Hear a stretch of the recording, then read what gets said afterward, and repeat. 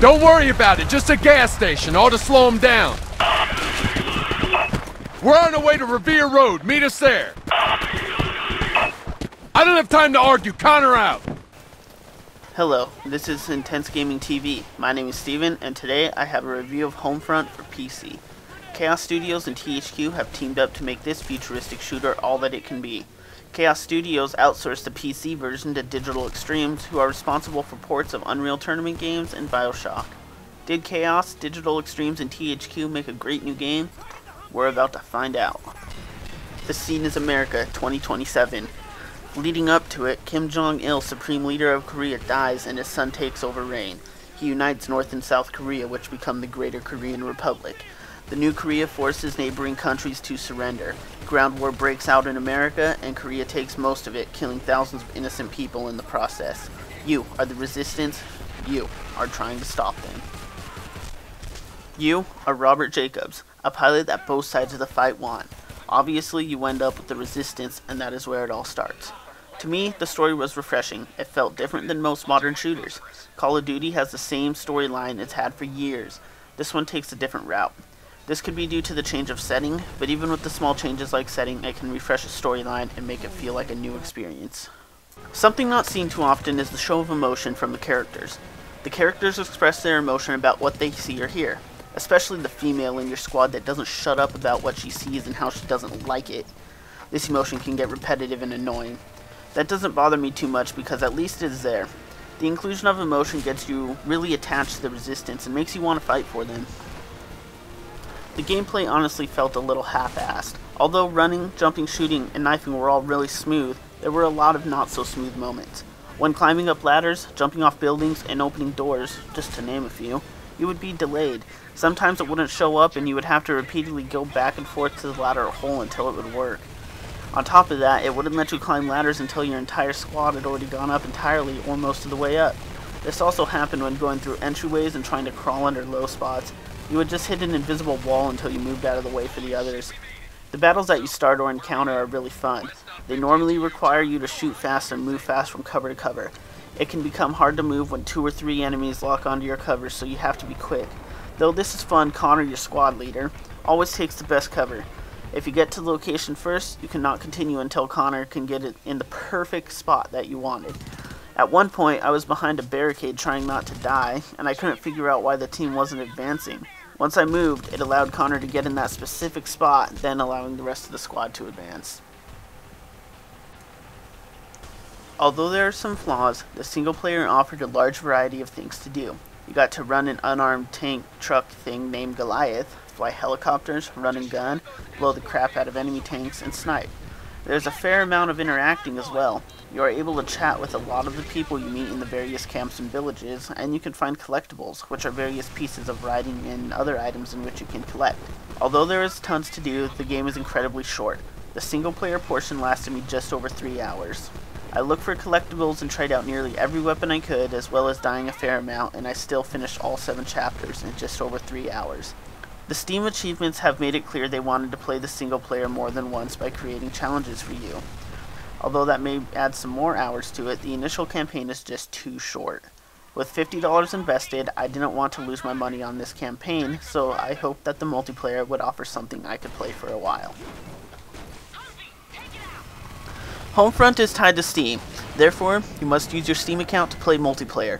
No need for a secondary sign-in like games that aren't native to Steam. That initially made me happy. I really like Steam. I was joined by a warning menu that allowed me to pick between Quick Join, a server browser, the armory, leaderboards, and a practice option. I was really happy to see a server browser that worked as intended. Bad Company 2 on its release a year ago had a buggy server browser, Medal of Honor on release last October had a buggy server browser, and Call of Duty Black Ops, although wasn't as bad as Medal of Honor or BC2, still had a buggy server browser. I threw some settings in and clicked on a server and away I went. There are 4 game modes for you to choose from, and they are all pretty fun. You have Ground Control, Team Deathmatch, and then you have Battle Commander in both those modes. Battle Commander mode is similar to kill streaks. When you start off getting streaks in BC mode, you will gain stars. You can get a maximum of 5 stars, and as you get more stars, your ranks start to increase, you gain more battle points. which is the in-game currency, as well as vehicles in your control regaining health and armor. Battle Commander isn't just one-sided though. As you get higher kill streaks, the other team will be alerted that you are a larger threat, and hence you will become more wanted, as killing you will grant them more battle points. It is really kind of a cool feature. In the armory, you have different loadout options that you can mix and match weapons and rename if you want to. You have purchase slots, which you can add equipment to use like airstrikes or drones. To use the equipment though, you need to have sufficient battle points, which you can earn by completing objectives and killing the enemy. You also have infantry abilities, which are exactly like perks in Call of Duty Black Ops. They allow you to take more damage, carry more grenades, and a lot of other things. But you can only pick 2. After you play a game, it will go into a lobby with an intermission time similar to matchmaking systems. This allows you to see everyone's points from the previous match, as well as change loadouts or view leaderboards. They even give you the option to veto the map if you happen not to like it. One thing I didn't like was you didn't have the ability to change your pistol, frag grenade, or knife. They were presets to every infantry loadout that just can't be changed. Also, in the armory you have the ability to change vehicle loadout. They have the same type of options as infantry, but different contents of course. The ability to change vehicle loadouts means if you were to hijack a vehicle or see one coming at you, you have no idea what it may contain. A lot like Bad Company 2's Medal of Honor and Call of Duty's achievements, you can gain awards for doing certain things with certain weapons and vehicles. This pushes the user to use a lot more weapons than they normally would. Of course, I can't forget about the maps. All the maps are pretty large and provide a lot of cover. Some of the maps to me feel a bit cluttered, like there's almost too much stuff from me to the enemy. Having all the cover does change the gameplay tactics. You cannot rush out into the open and fire away, as you will literally die into 2 or 3 shots no matter where you are hit. Dying is extremely easy and you must be quick on your trigger. The maps felt like they were designed to slow you down. Take it slow and watch your corners and you can do well in the multiplayer. On top of a decent online multiplayer, there is a LAN option. That is great news for everyone who wants a modern game to play with their buddies at a party or convention. This will definitely make the multiplayer last a while longer in my opinion. I want to save the graphics portion for last, as it will go for both single and multiplayer. They are mediocre. We have all seen better graphics out there in the last year, but that doesn't mean they are terrible. Some areas like the weapons have amazing detail, while others like people are kind of scary looking. I also noticed when a vehicle, person, or even your gun are near a wall, you get a weird shadow effect. Like the color of your gun is bleeding through almost.